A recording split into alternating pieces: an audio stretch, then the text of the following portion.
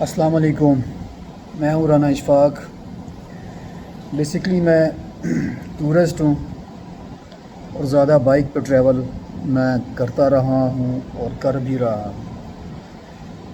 پچھلے دنوں مجھے نیلم ویلی میں جانے کا اتفاق ہوا اور پھر رتی گلی بھی جانا ہوا۔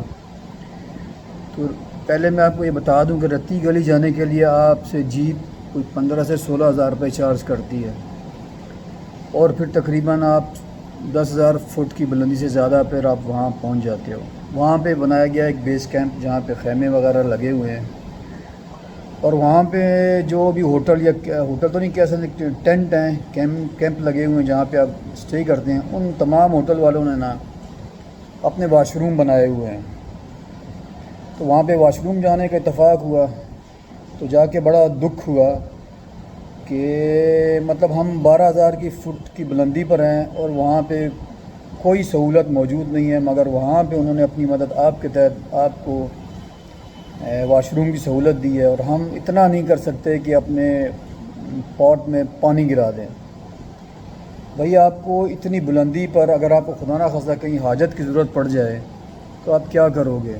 اب شہروں میں جائیں تو آپ سے 30 روپے یا 40 روپے، کم از کم 30 روپے واش روم کے چارج کرتے ہیں۔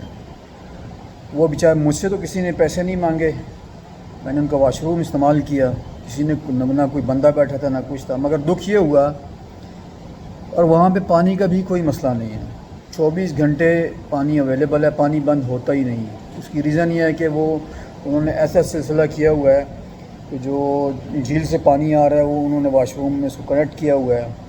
تو ہمیں اتنی توفیق نہیں ہے کہ ہم اپنے جو حاجت کی ہے اس پہ پانی گرا دیں۔ اب ایک لوٹا بھر کے ڈالنا ہی ہے نا بھائی۔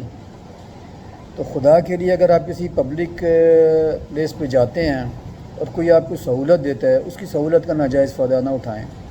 اگر آپ بتائیں وہاں 12,000 کی فٹ کی بلندی پر آپ کو کوئی حاجت کی ضرورت پڑ جائے، نہ وہاں کوئی نزدیک میں کوئی درخت ہے، نہ کوئی اوٹ ہے کہ جہاں بیٹھ کر آپ اپنا جو ہے ریلیکس ہو جائیں، تو اگر انہوں نے سہولت دی ہے تو خدا کے لیے کم از کم اپنے مسلمان ہونے کا ثبوت دیں، کیونکہ صفائی نصف ایمان ہے۔ میں کسی کی دل آزاری نہیں کر رہا، ایک پبلک میسیج ہے، اگر آپ کو اچھا لگے تو اس کو آگے فارورڈ کریں۔